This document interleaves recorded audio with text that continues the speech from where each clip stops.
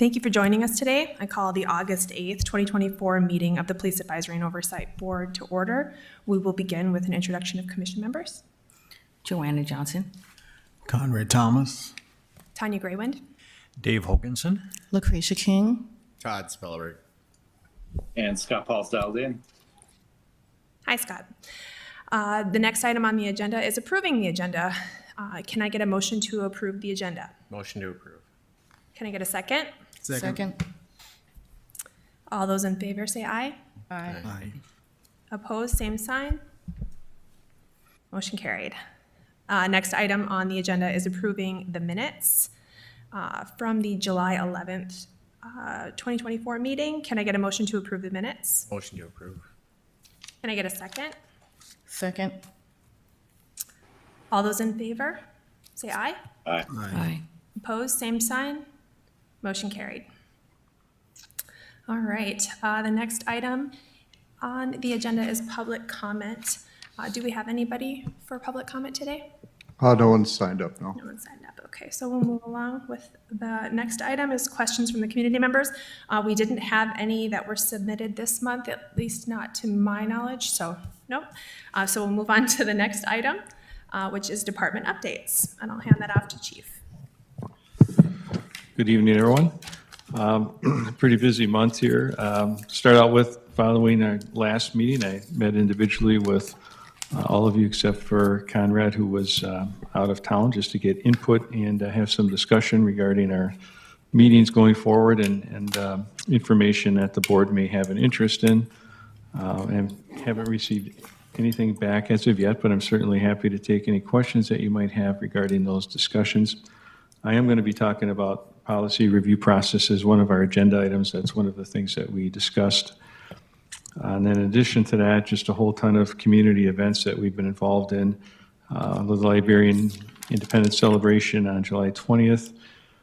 We had Street Fair. That was also very successful. Navy Week and the Air Show about a week ago. We've been working collectively with other staff in the city regarding the new camping ordinance that was recently passed by commission. We'll have some involvement in that implementation of that new ordinance. And of course, budget. And we also had a phone meeting with an individual from the state DHS regarding a grant position for new Americans, and this is a position that likely would be somewhere else in the city, but we are part of the conversation with this person from DHS that would be kind of an intermediary between new Americans and like housing, like some of the situations you've heard about at the Arbors and some of these other places where they're not familiar, and they need someone to kind of act in that role to help them along with some of the housing, rental, landlord type of issues. So we're kind of facilitating that with other city staff, and we've got an upcoming meeting relative to that. And then I'm going to have Sergeant Gamrat talk about one of his other interactions with a new community group to Fargo. Thank you. Hello, board members. Yeah, yesterday, well, I should say yesterday I met with the Burundian community. I hope I said that correctly. What they wanted to do was reach out to us and kind of help us teach their community, of which they identified as 26 different families within the community that they have formed themselves, and with the leaders there to just kind of get a better understanding of their culture, where they came from, what they do, moving into some of our academy teaching, which is something that we've always wanted to move towards and have done in the past and will continue to do. And then they also just wanted to reach out and talk about different topics that we could help them understand, new to the area, new to America. So they're going to get together with their board member, and they've invited me to go to their September meeting and kind of just have a sit down with them. So it's a really neat conversation. So. Thank you, sir. And then one other update. Lieutenant Mike Bernier retired back in June. And so we'll be having an upcoming promotion process, but Travis Mosier is going to be getting promoted to lieutenant, and he's going to be assigned to the Specialized Services Unit, which will oversee a lot of the work that we do for the board. So if you don't know Travis all the way in the end, I don't know if you want to introduce yourself at all, or you're going to be giving a presentation here also, right? Okay. Yeah, so yeah, Travis, partner for about 21 years. So looking forward to the opportunities with you guys, anything else involved with specialized services. Good presentation on real-time crime center. Welcome. Yeah, awesome. Congratulations.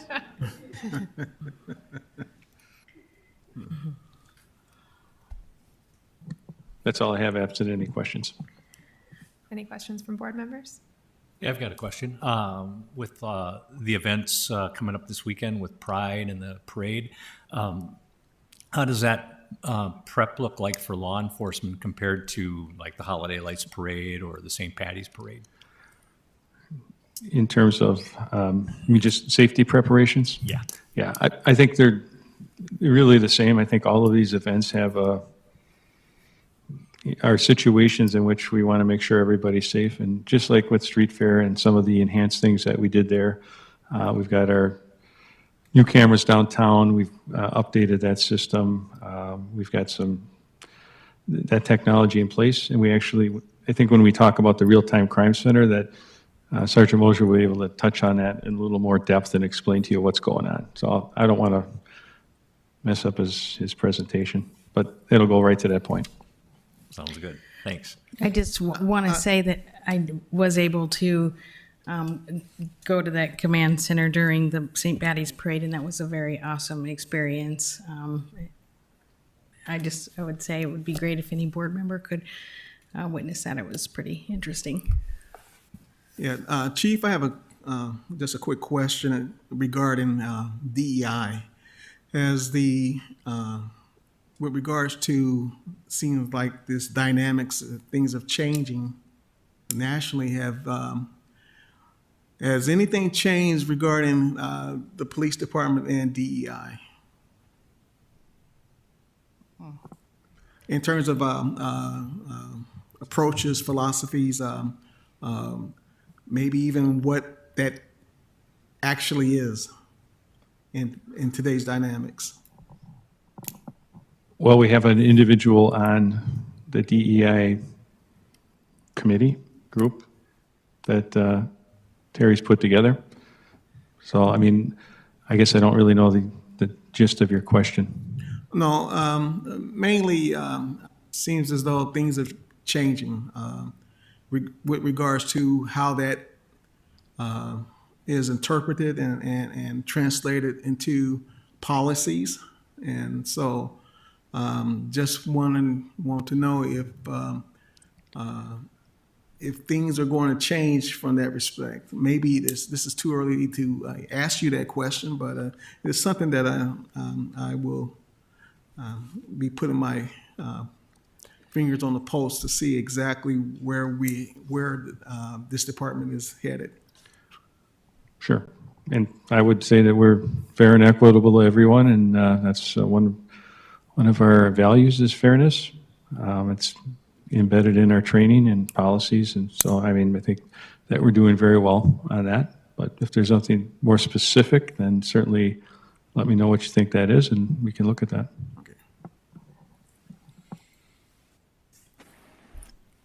Any other questions? Chief, can you give a quick update on how the support went to Milwaukee during the Republican convention? Oh, yeah, thank you for bringing, I forgot about that too, that happened. It was very well received. Our folks came back with really a great experience in terms of being able to see that large national event, how that was carried out, how Milwaukee organized it, the utilization of all these different police department personnel from across the country, and some of the other things that they did from a security standpoint. They fortunately didn't get involved in any activity, so it was pretty much, they were there, they performed their tasks of monitoring certain areas and didn't have any issues.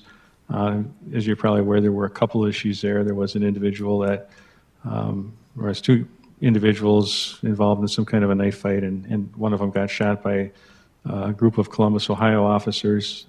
And then there was at least one other guy that I'm aware of that tried to get in that was armed and was masked and was stopped at the gate by law enforcement personnel. So it was, I think, it already was a very secure location, but I think following days after the attempted assassination that happened in Pennsylvania, that it even ginned up a little more. So again, our folks got that opportunity to see how that works and experience some of that.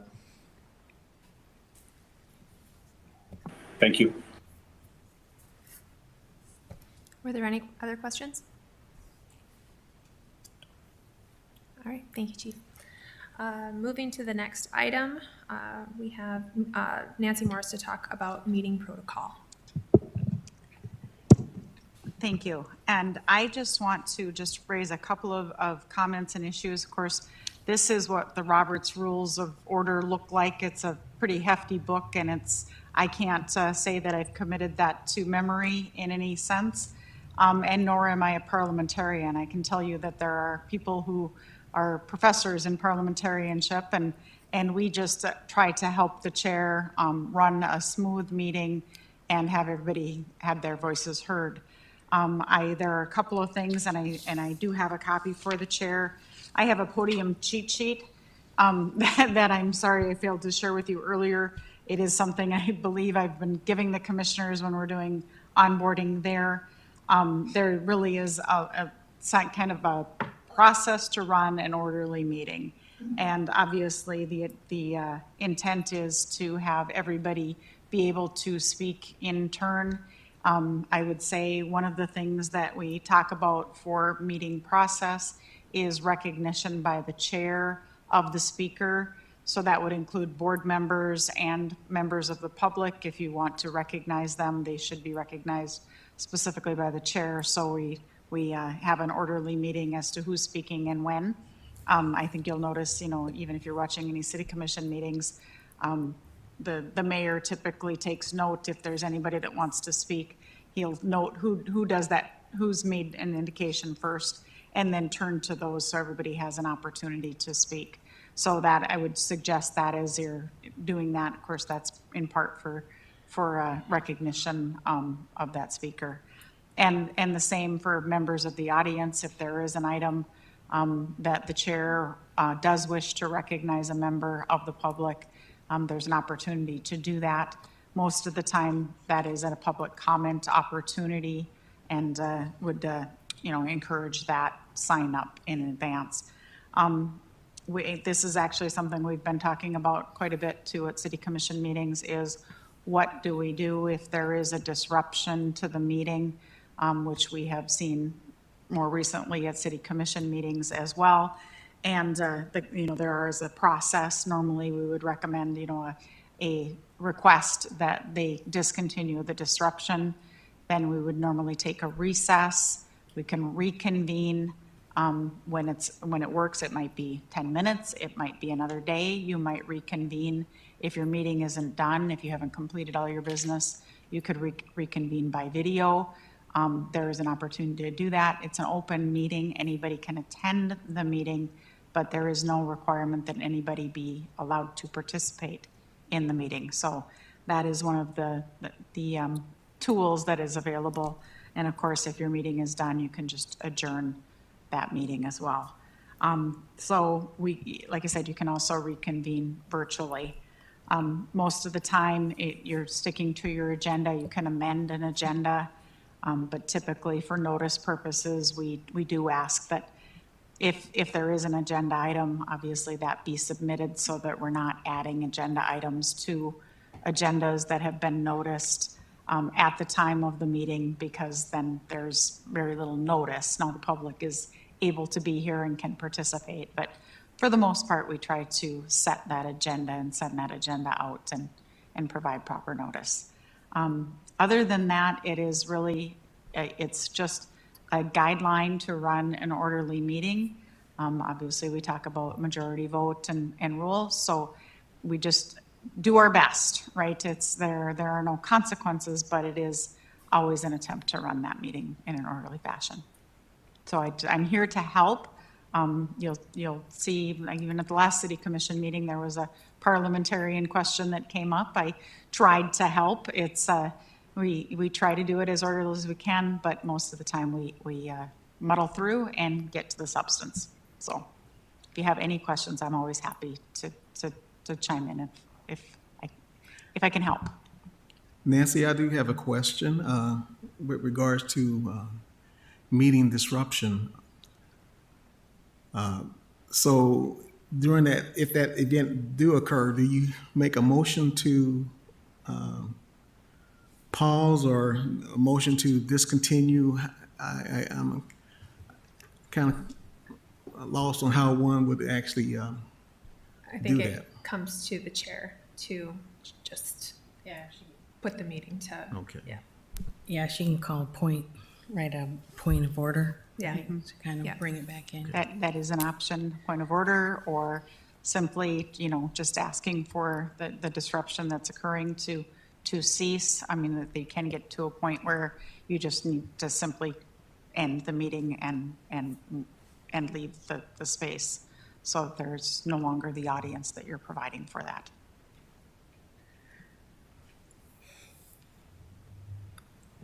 Were there any other questions for? All right, thank you. Thank you. All right, the next item on our agenda is the policy review process, and so I'll pass that back to the chief. Yep, thank you. So I think everyone thought it'd be a little beneficial to understand the policy review process for the police department. If you recall, last year, Deputy Chief Anderson gave a presentation on Lexipol. Maybe it was a year and a half ago, I don't remember. But that's our policy company. They're a national organization that monitors legislative changes and best practices, and then for each state and entity that has their policies, they produce updates on a somewhat regular basis based on all of that activity, and send it out to the agencies to review and update policy. And so that's the main mechanism of how that works. That policy manual has about 150-ish policies in it. And in my time here, one of the big projects that I've had is really going through those individual policies and kind of updating them, not just from what the Lexipol updates and other things are, but consistency. And so if you had a chance to look, if you look in like the first chapter, I think it's 100 or 103 is the policy manual. There's a series of definitions for terms. And it's very important when you have a policy manual that terminology is consistent throughout. Unfortunately, when this policy manual was pushed out or created or however that was done, there was more than one author. And so as I come across certain policies, the terminology is not consistent. And so just kind of starting with our high liability policies. Those are the ones, I've gotten through about a third of them that we have touched as a department and updated, and from not just the terminology, but the processes and, the vision, mission, values of the department, those types of things. And so keeping that consistent is important. And if you look at the definitions, you'll probably see what I'm talking about. So that's an ongoing project, but that was one of the challenges out of the gate, just in terms of making the policy manual consistent. But the process itself is information not only comes from Lexipol, but we also get suggestions from department personnel about changes that are made. We have legislative changes in the state. Sometimes that change what we do or what we can or cannot do. There's best practice pieces that come out. There's new technology. Some of the things that we're talking about today and that we've talked about previously out of our intelligence and analysis unit are new. And some of those policies are being put together not only by Lexipol, but looking at other best practices across the U.S. for agencies that have similar technology. And then there's operational changes. So for example, we've talked about citations, right? And demographic data on citations. And so that's not only a change in our citation system, but it's not a difficult, but it's also a policy change. So all those different things kind of come into play. And then there's a lot of personnel related ones. So along with that, review process wise, sometimes there's things that I need the city attorney to look at and get her input and review. Sometimes there's things that HR needs to look at and also comment or input, or we need to be in sync with city policy. Some of those are very similar. And then we've got an internal process where we've got our executive staff, then our lieutenants and sergeants, and a policy review committee that's made up of personnel across the department, sworn and civilian, that also looks through new policies. And depending on what kind of policy it is, we'll have subject matter experts, if it has something to do with specialty, and provide input. So they're looking through it for consistency, grammar, and then substance. So as that goes through that process and it comes back, ultimately we finalize that update and we push it out through a department directive. So that's all electronic. Everyone gets that. And then the Lexipol system allows everyone to have on their phone the app with all of the policies on there. So when they're out in the field, they've got a ready reference for those policies. We also have a daily training bulletin piece to that, in which once a day, everyone's getting a policy question, just to test their knowledge about policy, and then they can address either lack of knowledge or clear that up so everyone's on the same page. So it's a pretty kind of holistic system in terms of its accessibility, its ability to be up to date and with best practice, and an accountability piece of checking through the DTBs people's knowledge of policy. But it is a kind of a continual task, because there's things changing, all the time, and then getting through the different processes. Sometimes one policy affects one or two other policies, and so we got to go through the whole process with those as well and get them in sync. So that's kind of a nutshell overview of policy, and I'm happy to take any questions on that. So you're currently reviewing, like you said, you have policies that you're currently reviewing, correct? Oh, absolutely. I Yeah. get a whole desk full, yeah. Yeah. And how much, when the policies change, I mean, is it, like you said, a lot of wordage, or the wordage is different, or are there, like, how often are you coming up with completely different standards? Like, Yeah, I don't Major know that, yeah. Standard changes aren't as frequent, I guess, in terms of, legal standards, we could have some legislative changes. But there's a lot of best practice changes that come out sometimes, some things like that.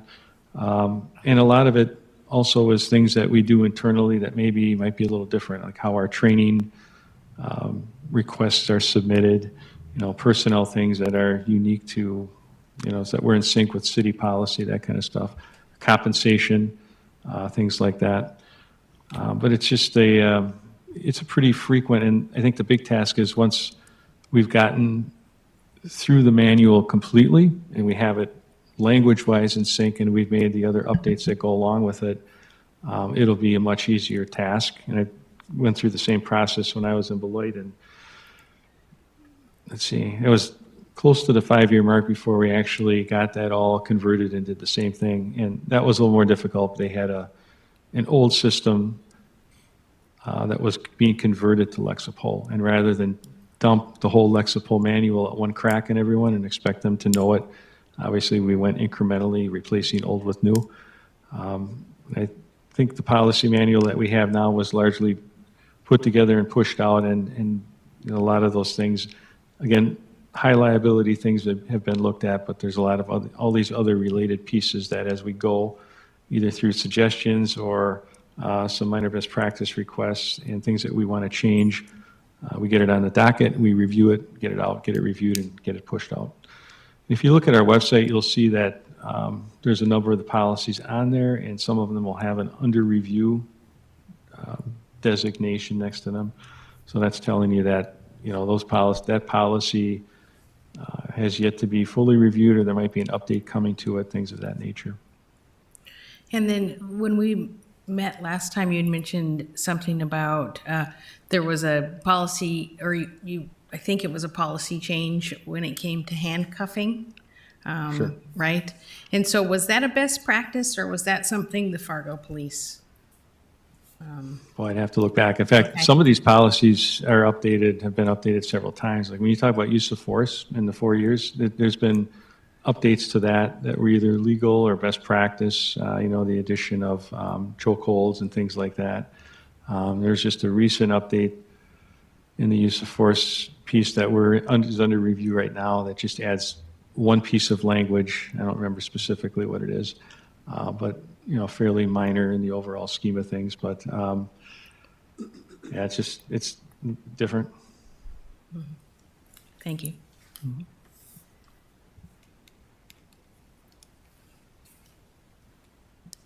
One question, with regards to policies and changes, and I may have misunderstood you. How is that tracked with the officers and? Sure, so it goes out electronically. Yeah, that's a good question. I forgot to mention that. When the directive goes out, the officers, I generally give them a week from the issuance of the directive for them to review it, and they have to go in electronically and acknowledge receipt of the policy, and that they've read it. And so about a week after it's in effect, and so that's electronic auditing and tracking. So we know that everyone has accepted the policy. And we do the same thing with the daily training bulletins to make sure that everyone has done those and that we keep up to date on those. Is that for all policies then, that they Yes. have to acknowledge? Yep. Yeah, So every is one of them. that, could that be quite a bit of, could there be a lot of messages that are then going out to? It's not a lot of messages for the acknowledgement. It's really just it's a data audit trail. So in the system, if you log into Lexipol and let's say we issued 3 policy updates today, you'd get a notice, and there'd also be the directive that is read at briefing, so everyone's aware of that. They would go in, they'd have a week to read the policy and then acknowledge it. And then it's just an electronic trail. It's not email or anything like that. In fact, you can do it on your phone even and acknowledge it on your phone. So it's a pretty good system from that perspective. Yeah, I remember, when the board was originally formed, I think part of, what the idea behind it was to help with policies and to help with the, providing suggestions or providing feedback. And so I'm just wondering, when updates are happening with officers, if there would be a way for the board members to receive something like that as well. I don't think I would send those out of the department when they're in draft. Sure. But I think once a policy is updated, I'd be happy to bring it to the board and see if then, once it's published, it's public. Sure. And then to see if there's any additional updates or, input that you might have. That's fine. And I think for most of you, I provided you a list, but it's online as well. And you can look and see what policies you think you might be of interest. I'm sure I can probably figure out which ones would be of the most interest, anything with force and weapons and all of that. And so there's some updates going on right now in terms of the tasers and impact weapons and things like that we are in the review process right now. So once that's done, and those should be done by the time our next meeting comes up. So I would be able to provide those maybe from the agenda meeting if that's done and published, send out the copies or give you the link so you could look it over, and then we could certainly discuss that at the meeting. That's great. Thank you. One other question regarding policy. Once an officer checks off that they have read the policy, what guarantees is it that they truly understand what that policy is actually saying? Well, a couple things. Some of them are on the policy review committee, but we also, the supervisors at briefing, go over the policies and to make sure that there's no question that everyone understands it. And then really the daily training bulletins are those little tests of knowledge about the various policies. And, it's not that everyone's going to answer 100% accurately, which is the point. We want to, if there's confusion or if they got the wrong answer, that's the opportunity for the supervisor to sit down and go, okay, here's where the answer should be. Here's what you should be doing. Review the policy. Make sure that you're aware of it going forward, kind of thing. So I think it's an everyday event in terms of looking at those DTBs and having that opportunity for the officer to make sure they're aware of it.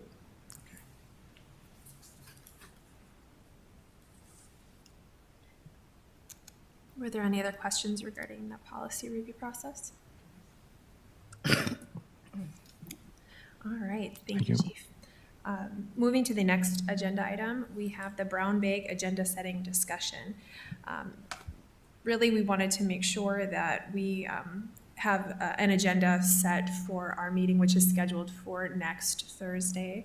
And we have identified a location as well, so I can, I don't know if you want me to mention it or if you want to mention it, Sergeant Capron? No, go ahead.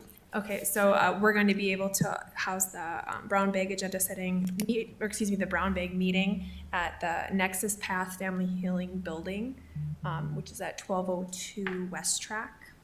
So we'll send out a message to make sure that everybody knows where that's at, but it'll be on the first floor in the training room. But I did want to take some time today to talk about what the agenda should look like for that meeting and what we want to accomplish while we're there. Well, maybe some things that we could make for future agenda items would be good, right?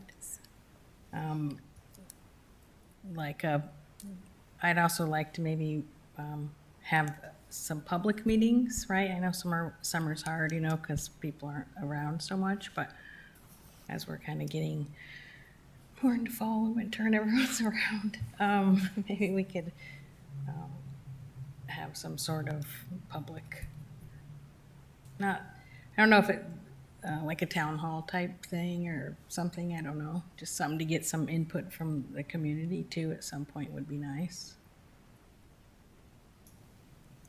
Just a couple things to discuss. Yep, so topics for the presentations from the police department for the next year, some things that we'd like to discuss, and then also, like you mentioned, the idea of having a town hall. We could talk about that. And then, what was the other? You mentioned the, is that it? Okay. All right, any other suggestions for adding to the agenda for the brown bag? Yeah, I have one. I'm becoming a little familiar with a group founded out of Brainerd, Minnesota called Strong Towns. And they advocate for safe streets, safe intersections, walkability. And my understanding is that they can even come into a community and do crash analysis. So if there's an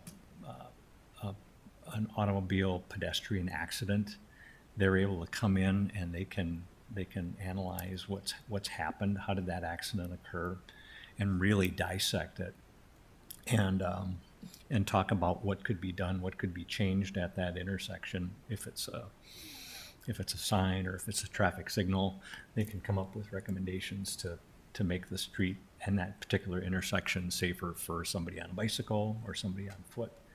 And so that might be something to talk about. I think that the possibility exists for a member of Strong Towns to even make a presentation to the board and talk about Strong Towns and some of their philosophy as it relates to public safety. And I'm a runner, I'm a cyclist, and not a day goes by when I don't have a close encounter with an automobile. And so that kind of interests me and maybe others. So. I'm not sure if this could be on the brown bag agenda or maybe a future agenda for us to hear about, but de-escalation training and just maybe talk more about that. Are you talking about like for the community, for us, for? I think maybe this would be something that would be the community would be interested in. I know we've talked about it, but exposing and continuing to discuss something, eventually it sets in and people truly understand what is the processes and action, reaction regarding de-escalation and things of that sort. Sure.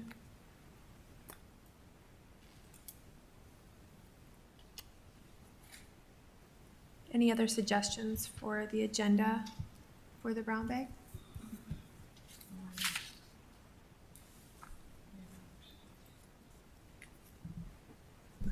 don't know if there's an opportunity to provide any community education, you know, like what to do if you're stopped, or, you know, like even to our youth, you know, so they can be more comfortable when if something happens and they're pulled over by police, you know. So I don't know if there's some opportunity for us to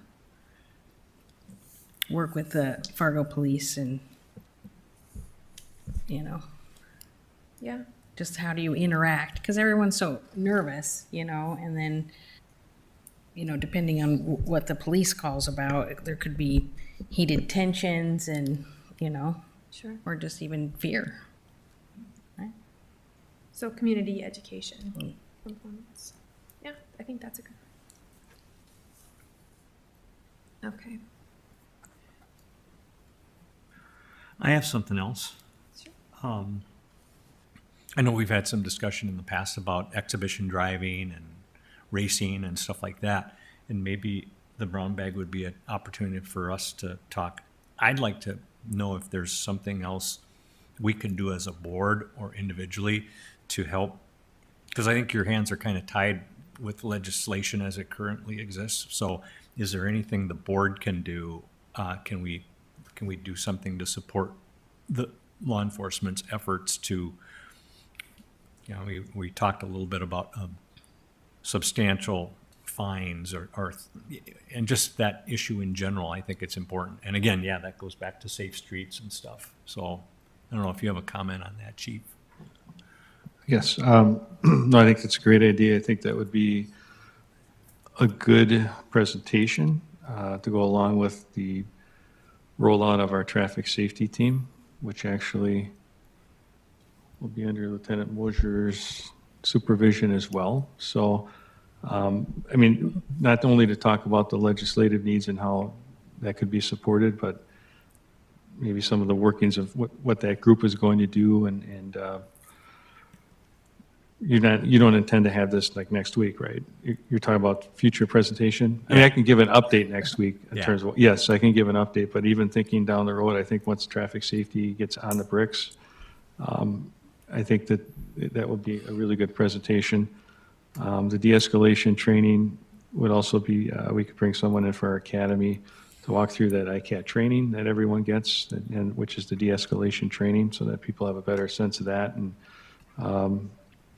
And the traffic stop, you know, we've done a couple of those presentations. I think that's a great idea.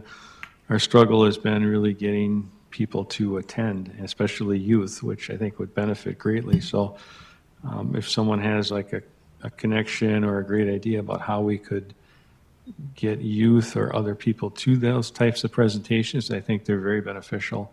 I mean, people that go to them usually walk away with something. I guess it's just, and maybe winter's better, because what else do you do in winter? It's getting them to the meeting, right? The last time I think we were in the summer, and attendance wasn't as good as we would have liked, but I think it's a really good topic. I agree, and David, to kind of expand on what you said too, I think asking the department and maybe other members of the city of Fargo to what we can do, like what are some of the other additional things that we can help to do to support. I think that's that would be a great conversation to have.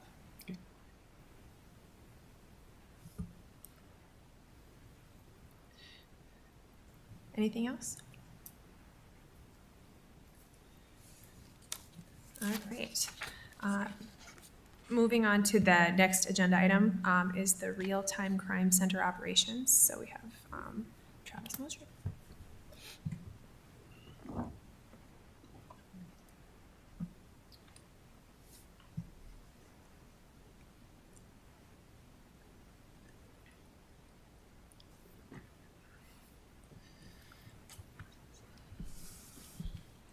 Okay.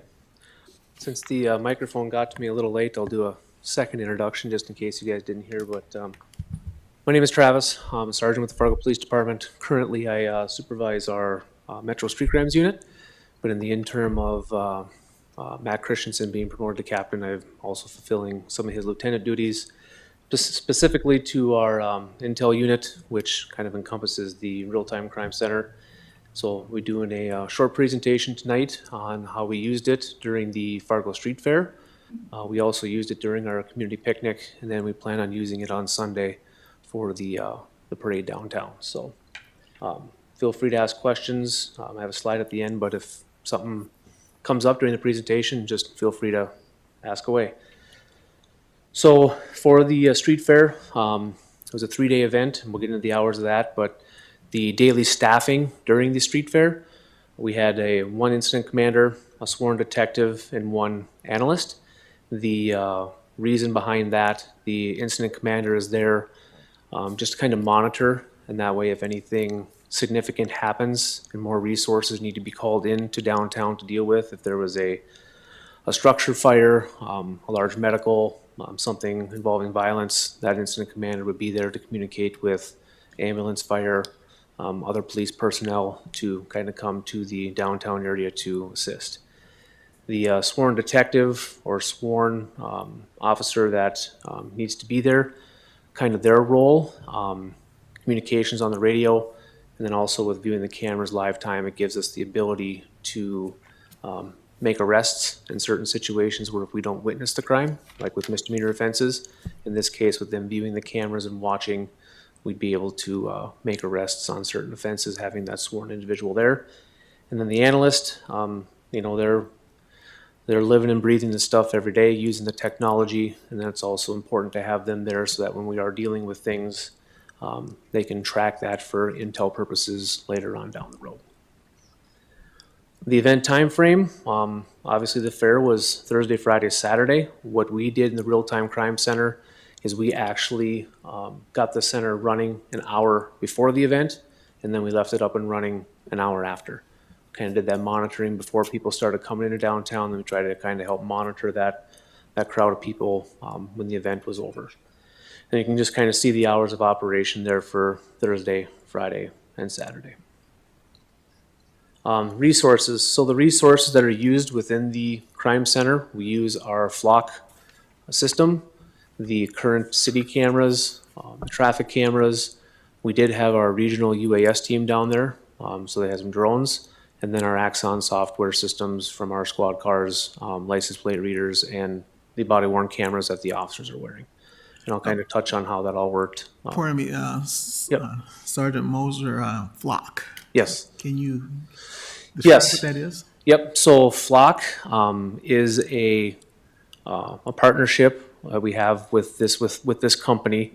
We're utilizing their cameras downtown and license plate readers throughout the city. And I have another slide on that that'll probably explain it a little bit more.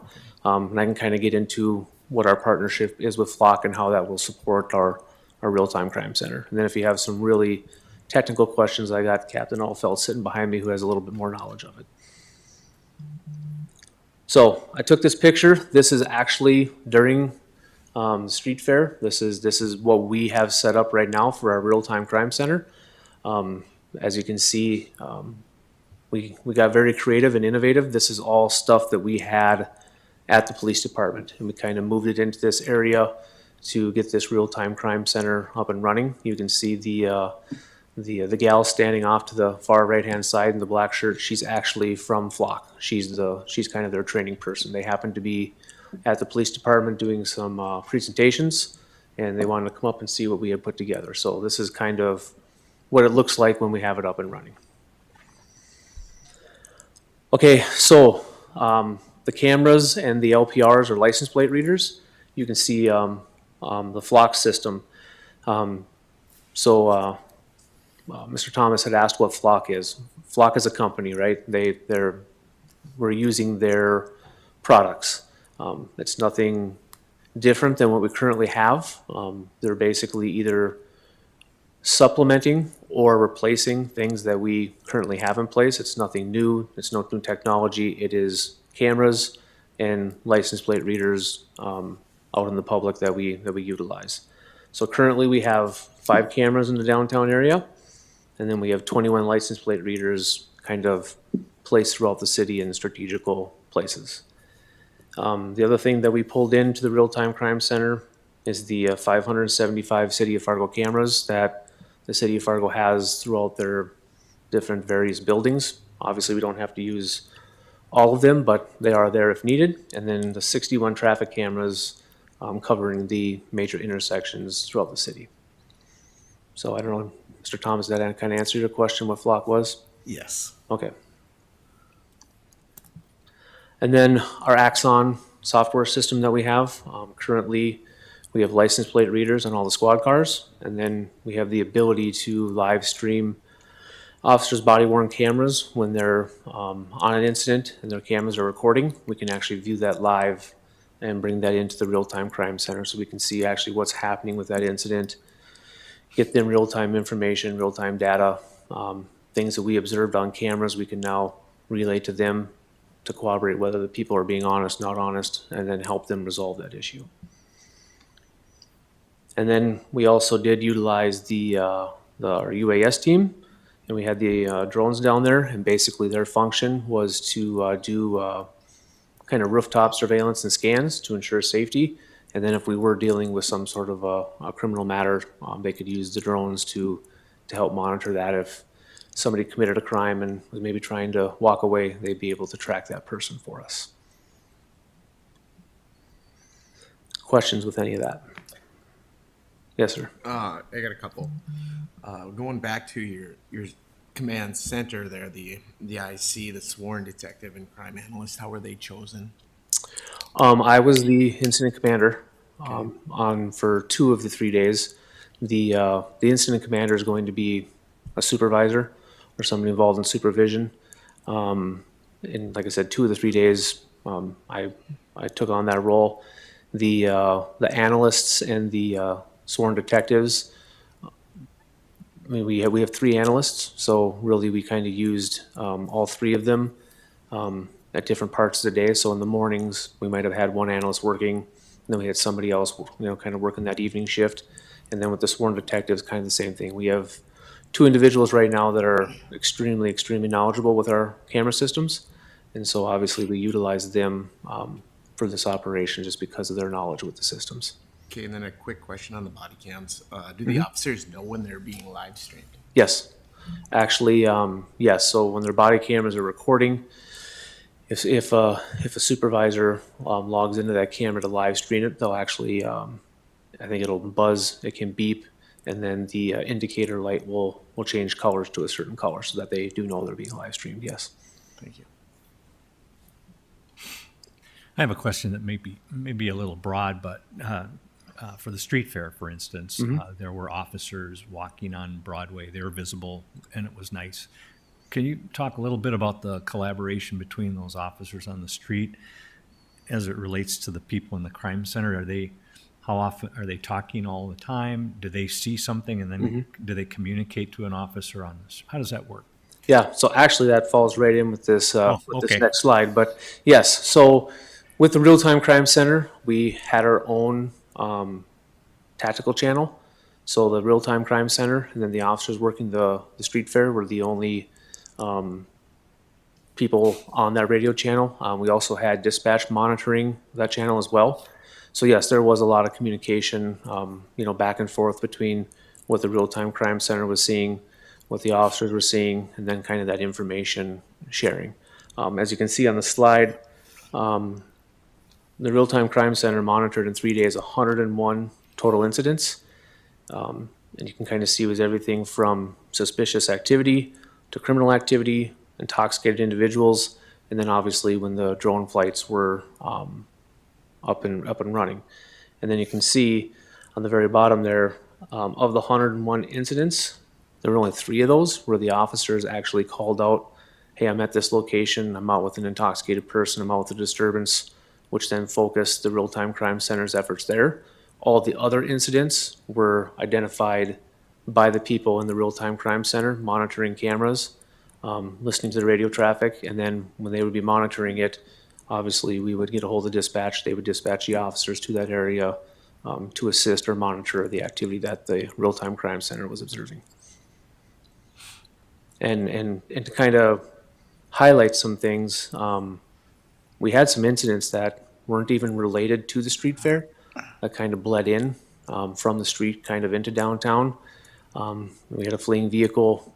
We had an individual who had made some threats and was coming into the downtown area, and the real-time crime center was able to utilize like the traffic cams and to find and the license plate readers to find that vehicle and then tell the officers, hey, this is the last known location. If he's coming that way, he'll probably be there in a couple minutes, and the officers were already in preparation for that person coming into downtown, as well as some other things that happened on the street. They were able to assist with that as well. So, of the 101 incidents, only 3 of those were identified by officers before you guys saw it in your Correct. Okay. Correct. Okay. Yep. Yeah, it was actually really impressive to see those analysts and detectives working those cameras and identifying potential issues. You may have mentioned this already, but when it comes to like how long you've been doing the real-time crime center, how long have you guys been implementing this sort of activity?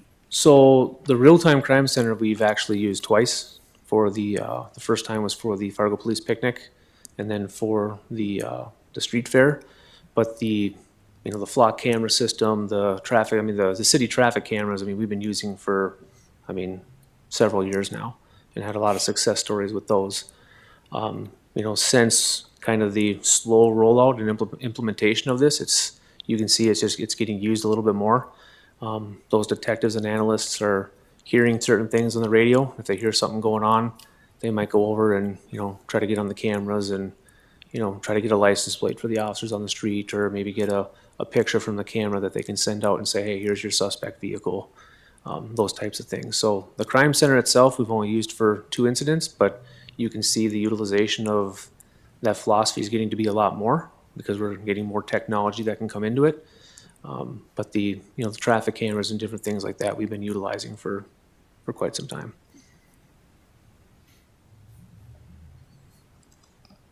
Any other questions with that slide? Moving forward, I will talk a little bit about phase 2 of the real-time crime center. Would be adding additional technology. And one thing we're looking at, hopefully through grant funding, is a platform called Flock OS Elite. And basically, you can see in the bulletin there what that is it's a platform that would allow the integration of our CAD system, other camera software systems, our Axon software, city map overlays, and then GPS positioning of our officers into one platform. So like you saw in that picture, we have a lot of monitors up, right? So some of those screens had our flock cameras. Some of those screens had our traffic cameras. Some of those screens had our city cameras. A screen had the drones. A screen had the Axon body cameras. So, they were working all these different monitors, where we get something like Flock OS Elite that'll bring everything kind of into one platform, onto one mapping system, to where now we can see the GPS location of the officers related to that incident. We can see what cameras are in the vicinity of the call for service, and then the ability to potentially stream those cameras live and give officers live real-time information as they're responding to calls or dealing with calls. Same thing with our Axon body cameras. You'll be able to see those on that platform, on that screen, and access them and see the live stream of the officers on scene while they're dealing with the incident. So that's one thing we're looking at in phase 2. Also with future funding, we'd be looking at identifying what the next phases are within the creation of the real-time crime center, whether that's technology, additional personnel, and then obviously as that expands, we'll need some sort of dedicated work area for that center.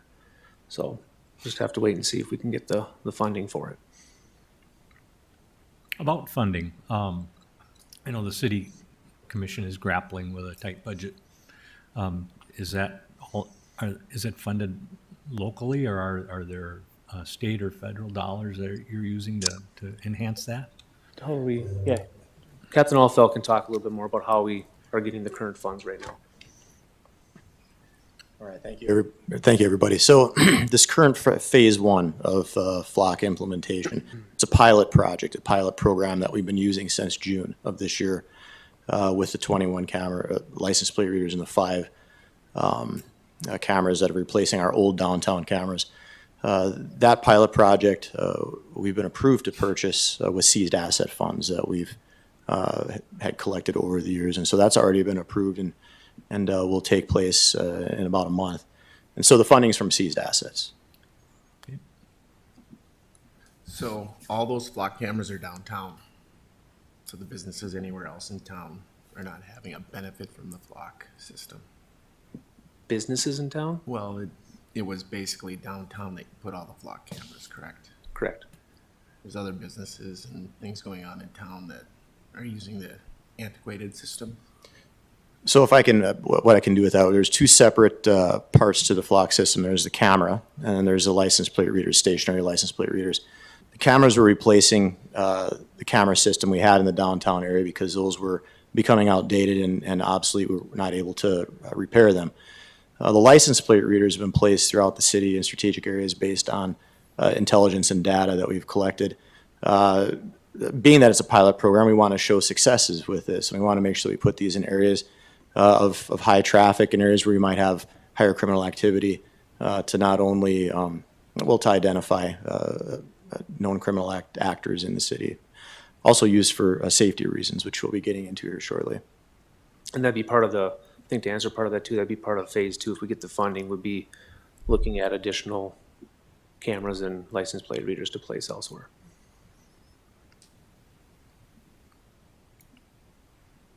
Any other questions? So just want to highlight some success stories that we've had with the Real-Time Crime Center, and also with, even when the Real-Time Crime Center hasn't been up and running, the technology used within.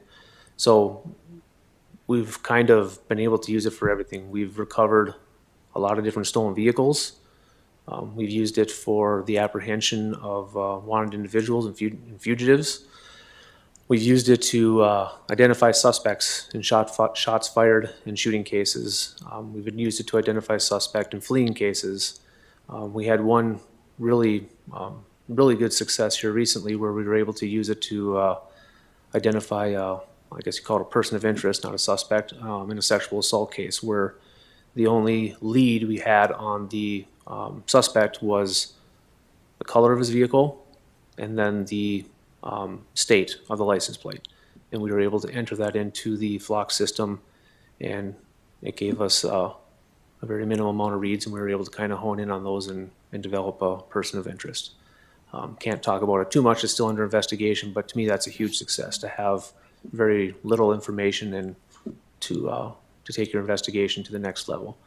And then we've had some pretty good successes with missing persons and endangered adults too. And the one I kind of want to showcase is one we had with an endangered adult. So officers responded to a nursing home. There was an individual who left the facility, got into a vehicle. There were some safety concerns, and this individual was missing for 12 hours. And obviously the officers were checking known locations where this person could go, and they weren't having a lot of success. And then members of the Intel and Analysis Unit used the flock LPRs because we had a license plate, entered that in the system, and they could see a plot of reads, and then they kind of mapped it of where this individual was traveling. And then they deployed officers to those general areas, and in a matter of time, they found the person driving. They were able to make contact with that individual and then return them to the nursing home safely. So I think that's we always think of crime, catching criminals, but I think that's a pretty cool success story that we were able to use that technology to locate somebody who needed help. That's the end of the presentation, but any other questions for myself or Captain Allfeld? I think in terms of funding, when you were talking about your phase 2, you said something about grants. Are there some that you have out now, or are these just in the future? We're currently applying for one, hoping that we can get some funds to support this phase 2. Yes. Any other questions? Thank you. One thing that I'd like to add about the Real-Time Crime Center is what we're going to be able to do in the fairly near future is staff this a little bit more. Right now, we're opening it just for special events. What I'm looking to do in 2025 is making it so it'll be available throughout the day. I mean, we can use it if need be now, but to make sure there's actual staff there that make it available throughout the day. So if we have a major incident that occurs, a missing person, a shots fired scenario, whatever it might be, we can have staff actively monitoring that center using the resources that are available that we have. We saw how much of a major benefit it was during our street fair and our community picnic. I know we're going to see the same benefits for our parade this weekend, and we want to be able to use that throughout as many hours of the day as we can. It's proven very beneficial. So there could be somebody in there full-time. It sits in our intelligence analysis unit right now, where we have 3 members full-time working on their primary duty of intel and data gathering and analysis. We're going to be making a intel detective that will be stationed in that unit also, so that will be your sworn personnel or sworn individual that Sergeant Moser was talking about. That could help affect arrests over the radio if they see something on camera. And they'll be monitoring the radio. If there are situations where they feel a real-time crime center could be of use, they will then go off of their primary responsibilities and go into that secondary responsibility of using real-time crime center to help out operations on the street. Will this help free up officers that are out on the street? In a couple of our ride-alongs that I've been on, it seems like for some situations, you'd have 3 separate units at one situation at 10 o'clock at night. Would that alleviate to get the people back on the street? It won't free up officers. What it will do is give them more intelligence to act on, more data. It'll make their job more safe, and it'll make them a little bit more effective in ongoing situations where they're getting real-time data and information they might not have been getting in the past, that they might have been trying to find on their own on their MDC. So it's not going to free up officers, so to speak, but it's going to give them, it'll make their operations more efficient, it'll make them more safe, and it makes the city more safe. More direct, be able to direct those resources. Are we modeling this much after like bigger cities that are doing something very similar, I imagine? This has become, it's becoming a trend in law enforcement because a lot of people are seeing that there's a lot of benefit to it. In the past, many large cities have had real-time crime centers that are much more robust than what we have. Obviously, we'd like to move into the future of having a more robust real-time crime center. I think the most famous one that you would see is New York. New York City has a fully functional real-time crime center it's huge. It's screens everywhere and it's staffed by many, many people. They're a large city of millions and millions of people with thousands of officers. So it's something that started in the larger cities, and it's moving into cities our size and even smaller. Separating the two, the real-time crime center and then Flock system, there are many smaller agencies that just deploy a Flock camera system and license plate readers to help monitor activity and gain evidence on crimes that have been committed, and also generate hot lists of people that they might be looking for who are creating crime in the city. And then there are other cities that deploy both with that real-time crime center, where you're taking all the technologies available, putting them into one place, and then being able to more efficiently deploy resources by using those technologies. And I think one thing that the captain and I talked about, I forgot to mention, was these Flock systems, they're compatible. So if there's an agency in Texas that has Flock, and they have a high-profile criminal that they're looking for, they can enter that, and if it enters a city that has a Flock system, it can alert that city that that person or that vehicle has entered their city, and you can now start looking for it. So I think that's a pretty significant thing too. Mm-hmm. Is there an opportunity to collaborate with West Fargo, Moorhead? I think of the Red River Valley Fair, things going on in Moorhead. What does that kind of collaboration look like? Yeah, there is an opportunity. A lot of the cities, we were the first in the region to look at this. There are now others that are are starting to look at it also. And I know that there will be planning with those border cities as they jump onto this technology, if they do, to make sure that we're not working against each other, we're working with each other to deploy those resources throughout the metro. That's great. Any other questions? All right. I don't have a question, but I think with this type of system, seeing that Fargo and North Dakota as a whole is planning on growing its population, I think this is very great. I would agree with you. Thank you. Thank you. All right. Any other business? No? All right. Hearing none, this meeting of the Police Advisory and Oversight Board stands adjourned. Our next board meeting is scheduled for September 12th at City Chambers. Thank you.